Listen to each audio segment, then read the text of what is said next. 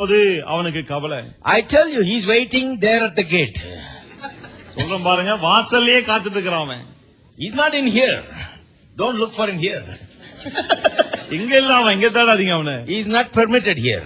இங்க அவனுக்கு அனுமதி இல்ல. He knows that very well. அவனுக்கு அது நல்லா தெரியாது. But he is waiting right there at the gate. ஆனா வாசல்ல கேட்லயே காத்துட்டு இருக்கான். I can bet on it, as soon as you get out that gate, the devil's going to come and talk something into your ears. உறுதியா சொல்றேன் பாருங்க, எழுந்து நீங்க வெளியே கேட்டுக்கு போன உடனே அவன் வருவான், காதுல ஏதாவது ஓதுவான். Use one of these 5 things. இந்த 5 காரியங்களை அவனை பயன்படுத்துவான். Affliction, persecution, cares of this world, deceitfulness of riches, and lust of other things. You can count on it.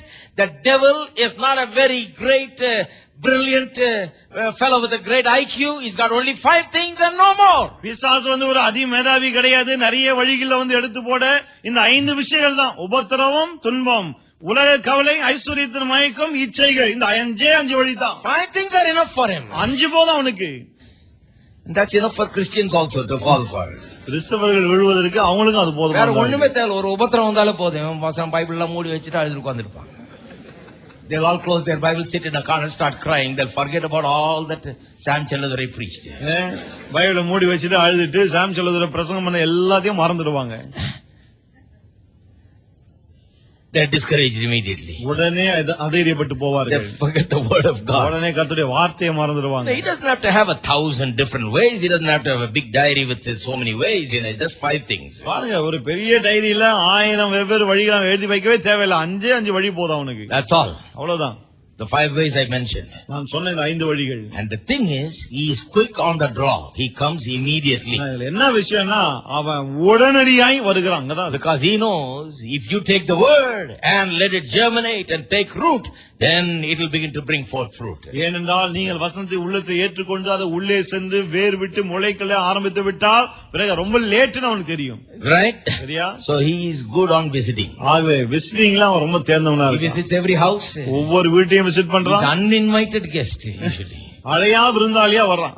And he gets in there, and if you listen to him, that's it. அவன் உள்ளே நுழைஞ்சிருவான். அவன் பேச்சை கேட்டீங்கன்னா அவ்வளவுதான் அதோட. So Jesus taught them that. அவர் இயேசு அவங்களுக்கு அதை சொல்லி கொடுத்தார். Told them immediately he'll come. அவர் ஏற்கனவே சொல்லிட்டார், உடனே வருவான்னு. He told them the greatest parable, the mother of all parables. எல்லா உவமைகளுக்கும் தாய் என்கிற மிகப்பெரிய உவமையை சொன்னார். And then taught them other parables also. பிறகு மற்ற உவமைகளையும், நிறைய உவமைகளா இருக்கு இதுல. All the way to the parable of the mustard seed. இந்த கடுகு விதை உவமை அளவுக்கு வந்துட்டாரு. All the parables he taught them. எல்லா உவமைகளும் போதிச்சார். The main kingdom parables, the essence of his teaching were given there. அதாவது ராஜ்யத்தை குறித்த அந்த போதனைகள் உவமைகள் எல்லாம் அங்க சொல்லப்பட்டாகிவிட்டது. Then he said, and the same day, that's where it says, on the same day. அதன் பிறகுதான் இந்த வசனம் சொல்லுது, அன்று சாயங்காலத்தில். Hello. Now you know why you got to stop and listen to the Bible when it says the same day. இப்ப புரியுதா உங்களுக்கு? அன்று சாயங்காலத்தில் வேதம் சொல்லும்போது ஏன் நின்னு அதை கொஞ்சம் கவனிக்கணும். The day is not gone, the same day. அந்த நாள் இன்னும் முடியல, அதே நாள்ல. Everybody say the same day. எல்லாம் சொல்லுவோம் அதே நாள். Just got through the seminar and he's already there. Seminar முடிஞ்சு வெளியே வராங்க, அவன் வந்து நிக்கிறான். How did he come? எப்படி வந்தான்? I'll show you how he came. எப்படி வந்தான் நான் சொல்றேன் பாருங்க. Listen to this. These people have heard wonderful teaching and here he comes. கவனிங்க, இது அருமையான போதனை எல்லாம் கேட்டாங்க, இப்ப இவன் வர்றான். The same day when the even was come, he said unto them, let us pass over to the other side. அந்த சாயங்காலத்தில் அவர் அவரை நோக்கி அக்கரைக்கு போவோம் வாருங்கள் என்றார். When they had sent away the multitude, they took him even as he was in the ship, and there was also with him other little ships. அவர்கள் ஜனங்களை அனுப்பிவிட்டு அவர் படவில் இருந்தபடியே அவரை கொண்டு போனார்கள். வேற படகுகளும் அவரோடு கூட இருந்தது. And there arose a great storm of wind, and the waves beat into the ship, so that it was now full. அப்பொழுது பலத்த சுழல்காற்று உண்டாகி படகு நிரம்பத்தக்கதாக அலைகள் அதன் மேல் மோதிற்று.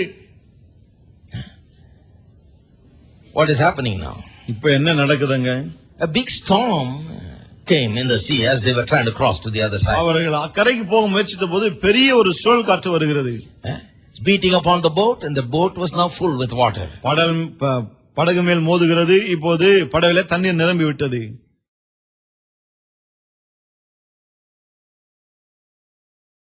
Some people say, brother, God sends storms sometimes.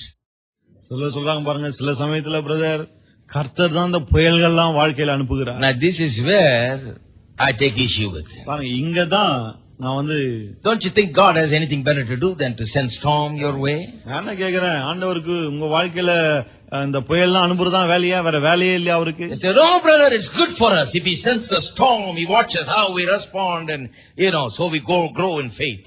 இல்ல பிரதர், அந்த புயலெல்லாம் அவர் அனுப்பி நாம எப்படி நடந்து கொள்ளுகிறோம், என்ன ரியாக்ட் பண்றோம்னு பாக்குறாரு. நம்ம விசுவாசத்துல வளர வேணும் தான் அப்படி எல்லாம் அனுப்புறாரு. That's why he's sending the storm.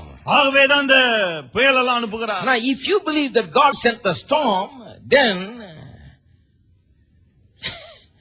you better be afraid of the storm, because that storm is going to get you.